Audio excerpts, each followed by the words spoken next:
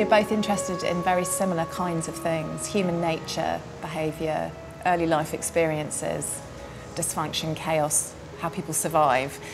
We come from very different places. How do you get your ideas, your inspiration? How do you kind of land on these amazing stories that you write?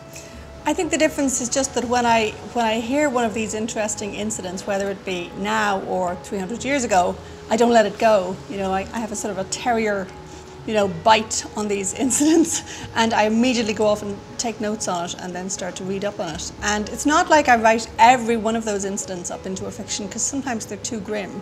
You know, sometimes I come across stories that are too heartbreaking. I can't bear to spend several years working on a novel about them. Right. But sometimes they're clearly just grim enough to appeal to me. So for instance, in Room, I was just so seized by fascination about what a child who'd grown up in a locked room, how he would see the world, you know, and how he would, frankly, in the outside world, there might be aspects of his locked world that he might miss, you know. So I was just so curious about him that I knew it had to be a novel. But I'm always aware that the kind of research a fiction writer does, you know, is shallow. Yeah. We're not taking one thing and getting to know it really, really well. We're deliberately, you know, fluttering around and picking up a little bit here, a little bit there. So fiction writers tend to feel like idiots when we're discussing anything with somebody who's really pursued a subject in a professional way. Okay, idiot isn't a word I'd use about you. But when you say, I mean, I'm just curious about this idea of grim, because when I wrote my book, I'm writing about stories that have come from clinical experience. And interestingly, one of my stories was about a child who was sexually abused. And my first draft, my editor, and this is the first time I've written a book like this, you know, they've always been academic or factual books. My editor said to me, too much detail, people just can't hear that. I wanted the child to explain what had happened to her in terms of the abuse, but it was changed. So I understood in that context what grim meant. When you say grim, do you mean grim as in I can't live for 3 years writing this, or grim as in I don't know if people can stomach this when they read it?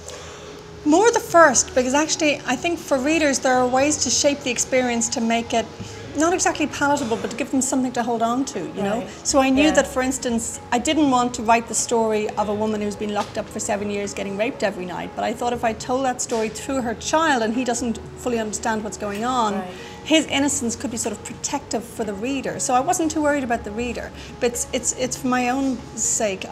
There are some worlds I can't bear to inhabit for that long.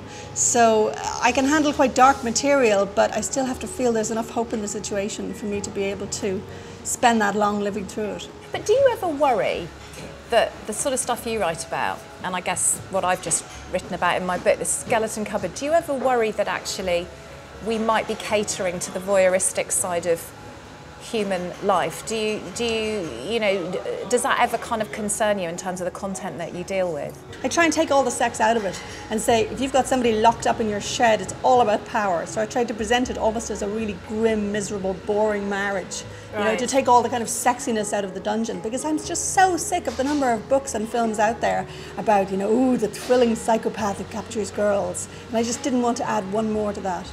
Yeah, no, I agree.